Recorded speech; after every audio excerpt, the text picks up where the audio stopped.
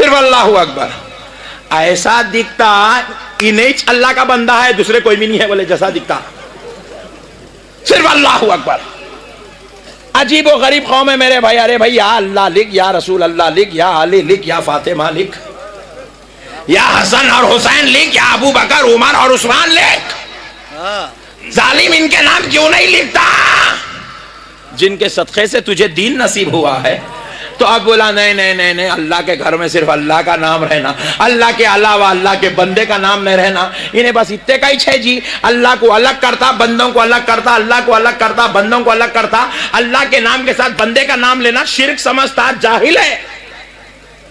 اتنا گھٹیا قسم کا انسان ہے, اتنا بے وقوف ہے, مسئلے کو سمجھا ہی نہیں. ارے نادان, اللہ کو معلوم تھا, اللہ تعالیٰ جانتا تھا کہ ایسے منحوس بندے پیدا ہوں گے. میرے اور میرے بندوں کا نام لینا شرک سمجھیں گے, میرے نام کے ساتھ میرے محبوبوں کا نام لینا گناہ سمجھیں گے, میرے ساتھ میرے محبوبوں کا نام لینا یہ بہت بڑا گناہ عظیم سمجھیں گے. اس لیے رب نے قانون بنا دیا, بندو آؤ, بندو آؤ, بندو آؤ. اذان سن چکے ہو, مسجد میں جمع ہو جاؤ, آؤ اب نیت کرو. نیت کرتا ہوں میں 2 رکعت فرض نماز فجر کی. کس کے لیے؟ ارے بولو بھائی, نے تمہیں غیبت ہوتی ہے؟ ہاں ایسا بولتے رہے تو ذرا چلتے رہتی گاڑی. کس کے لیے؟ اللہ تعالیٰ کے لیے. نیت کرتا ہوں 2 رکعت فرض نماز فجر کی, اللہ تعالیٰ کے لیے. مطلب کیا ہوا؟ نماز اللہ کے لیے ہے, نماز اللہ کی عبادت ہے, رکوع اللہ کے لیے ہے, سجدہ اللہ کے لیے ہے, قوما اللہ کے لیے ہے, قیام اللہ کے لیے ہے, اور قاعدہ اللہ کے لیے ہے, رکوع اللہ کے لیے ہے, ذکر اللہ کا ہو رہا ہے, سجدہ اللہ کے لیے ہے, ذکر اللہ کا ہو رہا ہے, قیام اللہ کے لیے ہے, ذکر الحمدللہ رب العالمین اللہ کا ہو رہا ہے. مگر جب بات قاعدے کی آتی ہے تو رب نے قانون بدل دیا ہے. قاعدہ اللہ کے لیے ہے, مگر ذکر اللہ کے ساتھ نبی اور آل نبی کا ذکر ہو رہا ہے. نبی اور آل نبی کا ذکر ہو رہا ہے. اللہ نے کہہ دیا مسجد میں سے تو نکال سکتا ہے, نبی کا نام مسجد سے تو نکال سکتا ہے, آل نبی کا نام گھروں سے تو نکال سکتا ہے. اپنے بابا کا بیٹا ہے تو بتا نماز سے کیسے نکال سکتا ہے؟ نبی اور آل نبی کا نام نماز سے کیسے نکال سکتا ہے؟ اب پوری جماعت کے ملا بیٹھے, شیعہ بھی بیٹھا ہے, رافضی بھی بیٹھا ہے, خارجی بھی بیٹھا ہے, مہدوی بھی بیٹھا ہے, قادیانی بھی بیٹھا ہے, اہل حدیث بھی بیٹھا ہے, دیوبندی بھی بیٹھا ہے, وہابی بھی بیٹھا ہے, تبلیغی بھی بیٹھا ہے. اما کتنے ہیں رے بھائی جان دے؟ پورے بیٹھے, ہر ایک کو ہر ایک کے نام پر اختلاف ہے سوائے اہل سنت کے. اہل سنت تیری قسمت کے قربان جاؤں, تو رب کا پیغام لے کر پیدا ہوا ہے, تو نبی کے دین کی امانت لے کر پیدا ہوا ہے. اہل سنت کا ماننے والا سنی وہی عقیدہ رکھتا ہے جو نبی سے صحابہ نے سیکھا ہے اور اہل بیت نے امت کو سکھایا ہے. سنی وہی عقیدہ رکھتا ہے. تو پیارے بزرگ اور دوستو, اب اس نے کیا کیا؟ نماز میں تو بیٹھ گیا, نماز میں بیٹھ کے پڑھ رہا ہے اللہم صلی علی سیدنا محمد وعلی آل سیدنا محمد. یہ جو پڑھ رہے ہیں والا آل محمد, آل محمد, آل محمد, یہ جو درود میں پڑھ رہے ہیں یہ آل محمد کس کو بولتے ہیں؟ کل جا کے اہل حدیث کو پوچھو, تبلیغی کو پوچھو, جماعت اسلامی والوں کو پوچھو, نبی کے لیے دل میں بغض رکھنے والے باغیوں سے پوچھو, آل محمد کس کو کہتے ہیں؟ اگر اجازت دو تو میں کہہ دوں مولا علی کو آل محمد کہتے ہیں, سیدہ فاطمہ کو آل محمد کہتے ہیں, مولا حسین کو آل محمد کہتے ہیں, سرکار حسین کو آل محمد کہتے ہیں, امام زین العابدین کو آل محمد کہتے ہیں, امام باقر کو آل محمد کہتے ہیں, امام موسیٰ کاظم کو آل محمد کہتے ہیں, امام علی رضا کو آل محمد کہتے ہیں. مجھے کہنے دو بغداد والے غوث کو آل محمد کہتے ہیں, اجمیر والے غریب نواز کو آل محمد کہتے ہیں. اللہ کہہ رہا ہے اتنوں کو یاد کرا تو تب جا کے تیری 2 رکعت کمپلیٹ ہوتی. اپنے بابا کا بیٹا ہے تو انکار کر دیں ان لوگ آل محمد نہیں ہے کیا؟ اتوں کو یاد کرا تو جب جا کے 2 رکعت نفل پڑھا تو نفل، سنت پڑھا تو سنت، فرض پڑھا تو فرض، تب جا کے کمپلیٹ ہوتی. قانون بنا دی اللہ تعالیٰ. کہاں بھولتا؟ فاتحہ میں بھولتا. ایسا اچھا نیا گھر بنایا تو میری اہل بیت کو بھول جاتا. سلیم صاحب کے جیسا یاد نہیں رکھتا. اللہ والا دکان کھولا تو میرے نبی اور آل نبی کو بھول جاتا. کاروبار شروع کیا، تجارت کیا، بچہ پیدا ہوا، چھلا چھٹی کرا، شادی کر لیا، میرے نبی اور آل نبی کو بھول جاتا. وہ تیرے اختیار کی بات ہے. ظالم بھولتا تو بھول جا، مگر میری قدرت تو دیکھ. تجھ کو تیرے کاروبار سے اٹھا کر لاؤں گا، تیری بیوی بچوں کے پاس سے اٹھا کر لاؤں گا، تیری ملازمت سے اٹھا کر لاؤں گا، تیری دکان سے اٹھا کر لاؤں گا. اپنے مقدس گھر میں آنے سے پہلے تجھے وضو کرا کے پاک کروں گا، اپنے مقدس گھر میں بٹھاؤں گا، پہلے اپنے لیے سجدے کراؤں گا، پھر اتحیات میں السلام علیکہ ایھا النبی پڑھاؤں گا، اور پھر قیدے میں بٹھا کر اللہم صلی علی محمد وعلی آل محمد کہہ کے نبی اور آل نبی کا چرچا کرواؤں گا.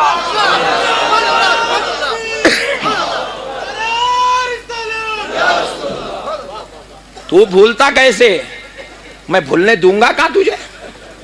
قانون خداوندی ہے. اہل حدیث کو میرا چیلنج ہے، اپنے باپ کا بیٹا ہے تو کل سے نماز میں سے آل محمد کا نام نکال کے تو دکھا.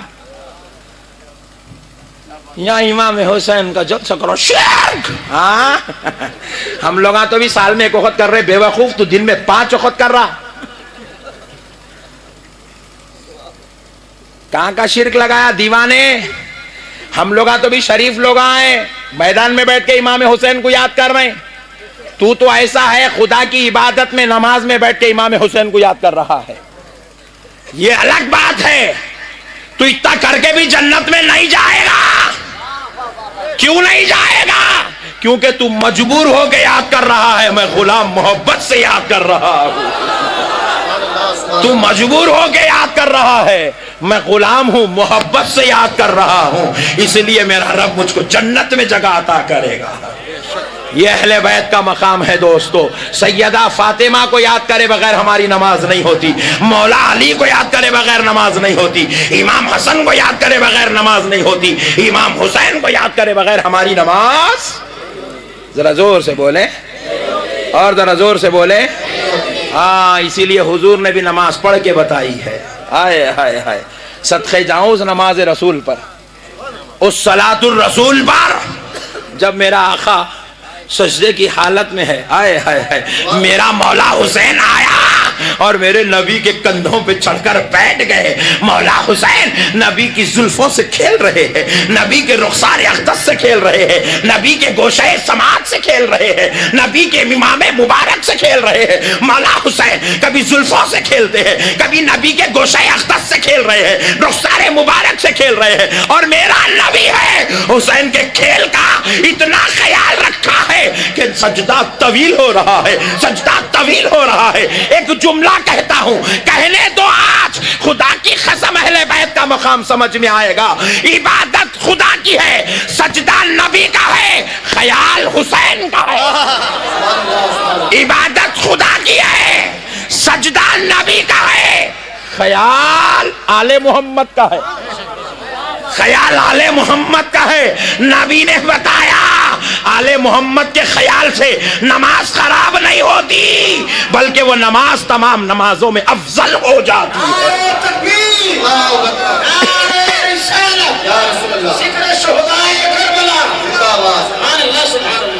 قربان جاؤ دوستو نبی اور آل نبی کے مقام پر. نبی نے نماز پڑھ کے بتایا، عاشق نماز تو ہے میرے امتی، نماز پڑھنا ہے تو ایسی نماز پڑھ کہ نماز بھی ہو اور ساتھ میں حسین بھی ہو.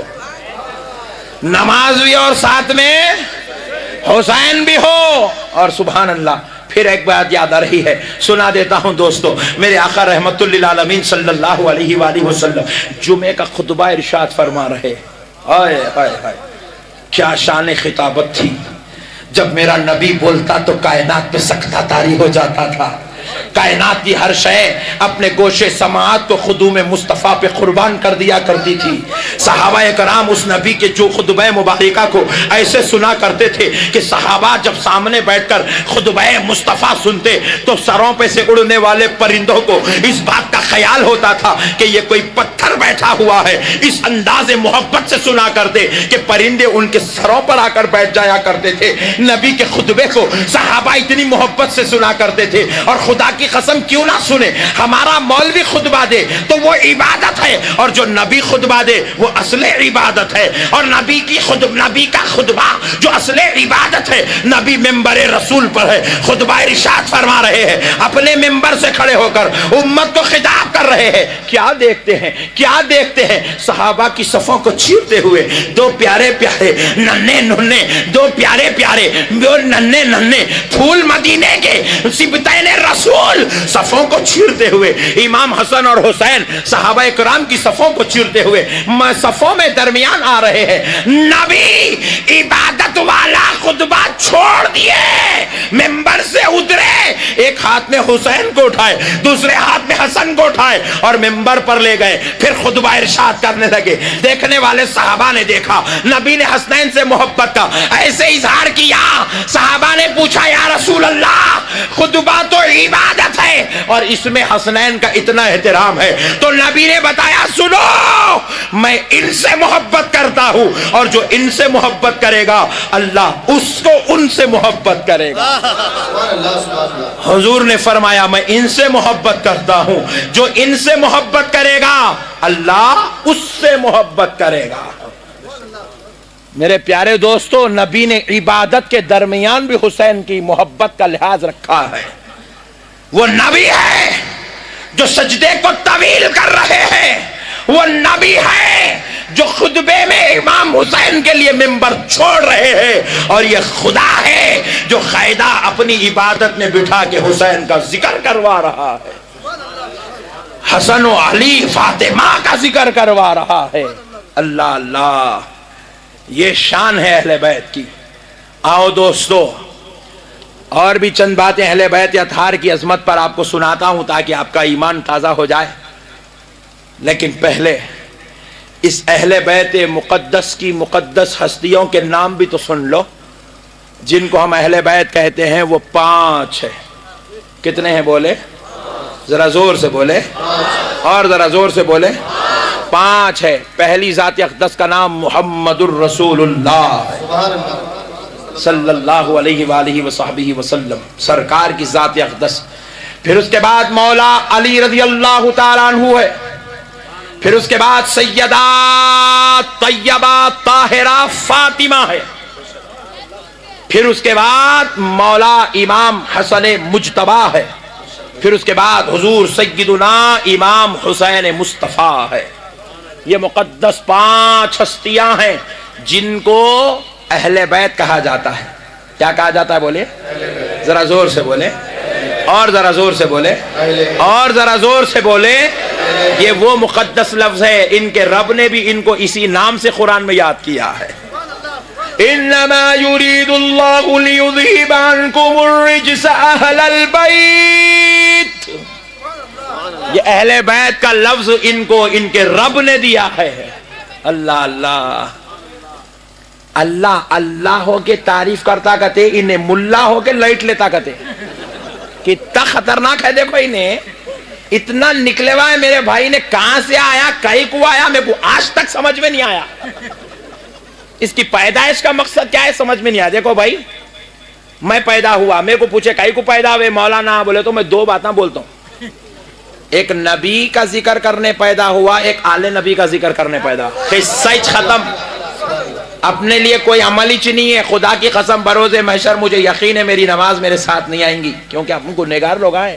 کیا نماز پڑھ رہے جی؟ پڑھے تو پوری نیند آ رہی, رات بھر کے جگہ ہوئے مولانا فجر میں اب آنکھاں پھاڑ پھاڑ کے نماز پڑھنا پڑ رہا.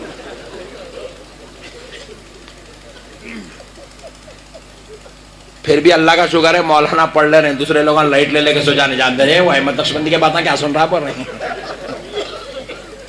پڑھے بھی تو نماز, ادھر کا خیال ادھر کا خیال, وہ کاروبار کا وہ تجارت کا کوئی بھی یاد نہیں ہے. تو آخری میں بیوی تو تیاری 6 جہاں بولے وہاں آ جا رہی بیچاری. یہ نماز ہے جی ہماری. مگر اللہ کا شکر ہے 5 وقت کی چلتی ہے الحمدللہ. سرکاروں کا صدقہ ہے, بزرگوں کا صدقہ ہے. غوث کے کتے ہیں, نماز نہیں پڑھیں گے تو اور کیا کریں گے؟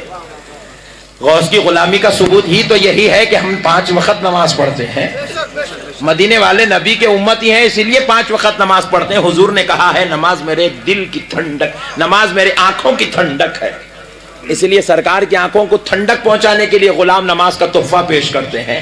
تو بہرحال ہماری نمازوں میں خیال ان کا یہاں کا وہاں کا کہاں کی چاہتے رہتا. پھر اس کے بعد حج کو گئے تو 5 دن بڑی مشکل سے, اماں تھک گیا, بیگا اٹھایا, گھر سے فون کر رہے ہیں, اماں کیا بیٹے بابا حج ہو گیا؟ اماں بہت تھک گیا جی. ہاں یہ کون سا حج کرا رہے بھائی؟ ایک حاجی آیا, سنا مول صاحب, ارے میں بولا جانے سے پہلے بھی روتا تھا, جا کے آگے بھی روتا اچرے تو. مول صاحب, میں بولا کیا ہوا؟ بول ماں بیلٹ چیر کے پیسے مار لیے جی میرے. آج تیری غارت ہو گیا, کما کے لانے گیا, ایسو بھی کما کے آ گیا. یہ حج ہو رہا لوگوں کا. ایسے حجاں لے کے کہاں جنت ملتی جی؟ بولو نا جی بھائی, بولو نا میرے بھائی. سرکار جنید بغدادی رضی اللہ تعالیٰ عنہ کے تعلق سے آتا ہے کہ وہ روزانہ 400 رکعت نماز نفل پڑھتے تھے, ڈیلی 400 رکعت. اور وہ 400 رکعت کی عظمت کے صدقے جاؤ, قربان جاؤ. نماز اس کو کہتے ہیں, فرماتے ہیں نماز میں اگر رائی برابر کا بھی خدا کے علاوہ کسی اور شے کا خیال آیا تو پھر وہ نماز کو دوبارہ دہراتے تھے. اللہ اکبر, دوبارہ دہراتے تھے نماز. نفل نماز کا یہ عالم تھا تو ان کے فرض و واجبات سنت کا عالم کیا تھا ہوگا؟ اللہ اللہ. نماز تو ان کی تھی. مولائے کائنات علی المرتضیٰ کے جس میں اقدس میں تیر دھنس گئی, نکالنے کی کوشش کی جا رہی ہے, تکلیف اتنی ہے, مولا علی چیخ مارتے ہیں. صحابہ نے کہا علی کی مزاج سے ہم واقف ہیں, اے حکیمو اے طبیبو, ایسے تیر نہ کھینچو, وہ نکالنے نہیں دیں گے. ذرا ٹھہر جاؤ, نماز کا وقت ہو جائے. نماز کا وقت تو ہو جائے, جب نماز کا وقت آ جائے ذرا ٹھہر جاؤ. علی کو تکبیر تو کہنے دو.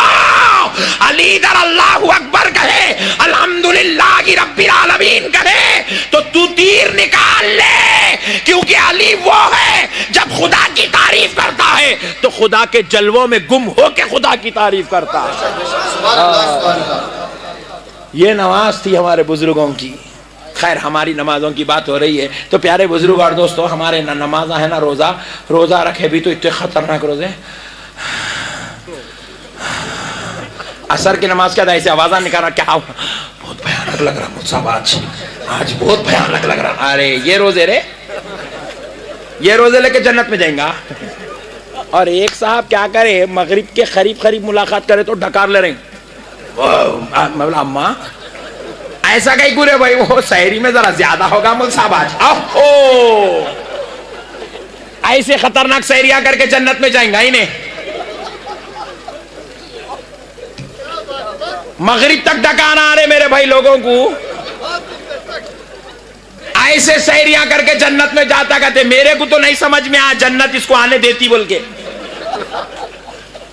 مگر خدا کی قسم غلام ہے تو عبادت تو کریں گے, امتی ہے نبی کی خوشی کے لیے سجدے تو کرتے رہیں گے, مولا کو راضی کرنے ٹوٹے پوٹے ہی صحیح روزے حج و عبادت تو کرتے رہیں گے, مگر ناز نماز پہ نہیں کریں گے, فخر روزوں اور حج پہ نہیں کریں گے. جنت میں جانے کی ضمانت اگر کوئی پوچھ لے, نماز کو ثبوت نہیں بنائیں گے, روزے کو ثبوت نہیں بنائیں گے, حج کو ثبوت نہیں بنائیں گے. پوچھا نقش بندی تو جنت میں کیسے جائے گا, تو جواب دوں گا گلی گلی پھرتا تھا, نبی اور آل نبی کا ذکر سناتا تھا. نعرے تکبیر, نعرے رسالت, فیضان حضور مجاہد ملت, سبحان اللہ سبحان اللہ. ان کا ذکر سناتا تھا. خدا کی قسم یہی بخشش اور نجات کا سامان ہے.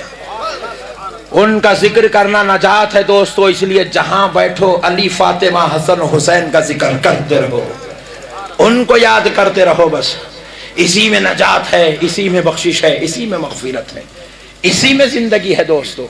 قربان جاؤ, آؤ چلتے ہیں اس بارگاہ رب العزت, اس بارگاہ حبیب کبریا میں जिस बारगाह में आना खुदाए रब्बे जुल जलाल की कसम नजात की ज़मानत है, उस हबीब पाक अलैहिस्सलातु वस्सलाम के ज़माने में चलते हैं। खुशखबरी आई, रसूल अल्लाह सल्लल्लाहु अलैहि वसल्लम के गोशे समात में ये आवाज़ आई, या रसूल अल्लाह मुबारक हो, ऐ हबीब किबरिया मुबारक हो, ऐ प्यारे मोहम्मद मुबारक हो सल्लल्लाहु अलैहि वसल्लम कि आपके चचा के घर बेटा पैदा हुआ है, आपके चचा के घर बेटा पैदा हुआ है। कौन पैदा हुआ है जरा बोले?